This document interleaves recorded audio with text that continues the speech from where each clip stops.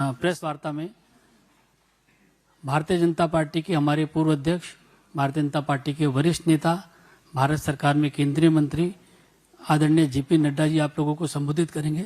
मेरा आदरणीय नड्डा जी से आग्रह है कि अपना संबोधन प्रारंभ करें। मित्रों, ये जो स्टूडेंट्स की डिमांड है, जिस विषय पर उन्होंने मुद्दे उठाए हैं पेपर लीक का, सबसे पहले तो मेरा आग्रह है कि हमें इसका राजनीतिकरण नहीं करना चाहिए और इसमें से राजनीतिक लाभ लेना उचित नहीं है। यह एक गहन समस्या है और इस समस्या का गहनता के साथ चर्चा होने की आवश्यकता रहती है। मैं यहाँ यह भी कहना चाहता हूँ,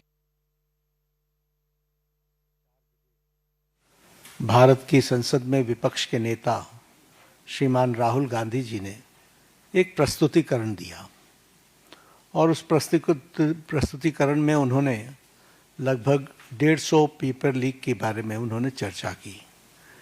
ये जांच का विषय है और सरकार एक जिम्मेवार सरकार है, इसलिए निश्चित रूप से हर एक बात का जवाब जांच के साथ साथ जनता के सामने, देश के सामने दूध का दूध और पानी का पानी रखेगी।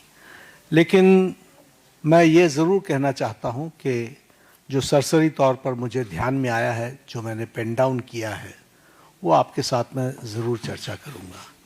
अगर मैं बात करूँ जम्मू कश्मीर में सर्विस सिलेक्शन बोर्ड के एग्ज़ामिनेशन में पेपर लीक हुआ, जहाँ पर कांग्रेस और एनसी की सरकार है, नेशनल कॉन्फ्रेंस की।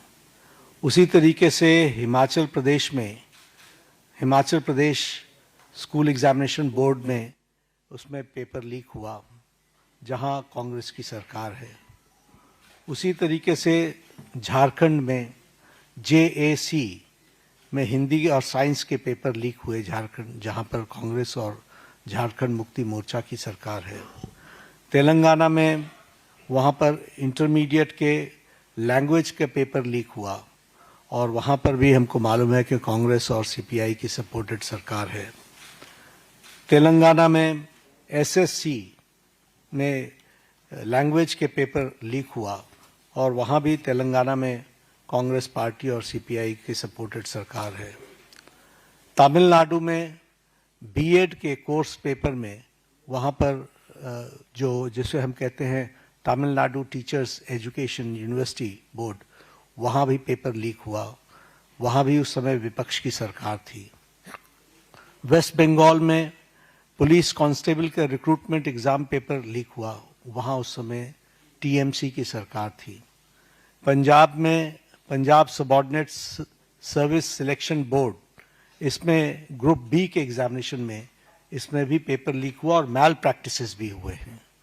उसी तरीके से केरला में स्टेट में PSC के 26 एग्ज़ाम पेपर में इरेगुलरिटीज़ हुई हैं।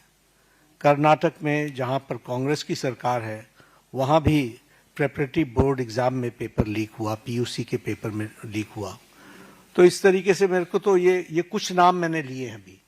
ये इसकी बहुत लंबी फेयर लिस्ट है जिसके बारे में हम चर्चा चाहेंगे कि जब चर्चा हो। लेकिन मैं पूछना चाहूँगा विपक्ष के नेता से, राहुल गांधी जी से, कि आप सिलेक्टिव क्यों हैं? Why are you so selective? आपने UPA की और UPA के सपोर्टेड सरकारों को, जिसे हम इंडी गठबंधन कहते हैं, इंडी अलायंस कहते हैं, उनकी गवर्नमेंट्स के बारे में आपने क्यों नहीं चर्चा की? क्यों आपने अपने आप को उससे अलग रखा? यह स्पष्ट बताता है कि आपका उद्देश्य छात्रों का हित नहीं है। आपका उद्देश्य एजुकेशन में बढ़ोतरी हो, एजुकेशन की क्वालिटी में बढ़ोतरी हो, स्टूडेंट्स को जस्टिस मिले, इसमें आपका इंटरेस्ट नहीं है।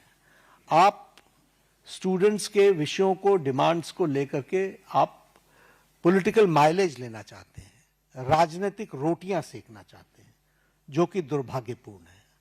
लेकिन मैं इस मोड़ पर एक बात जरूर कहना चाहूँगा कि यह समय ये नहीं है कि हमारी सरकारें, आपकी सरकारें तुम्हारी सरकारें इस तरीके से हम इन चीज़ों को विभाजित करें। ये एक गंभीर मसला है और जैसा मैंने आपके सामने कुछ नाम गिनाए, ये बड़ी लंबी लिस्ट है जिसमें यूपीए की सरकारें इन्वॉल्व हैं जहां पेपर लीक हुआ है। लेकिन हम आरोप प्रत्यारोप से बाहर निकल करके हमें इस पर चर्चा करनी चाहिए और चर्चा करने का जो सबसे अच्छा माध्यम है वो है सदन, वो है पार्लियामेंट। और हम चर्चा के लिए तैयार हैं। गहन चर्चा हो, गहन चर्चा के माध्यम से इसकी बारीकियों में हम जाएं।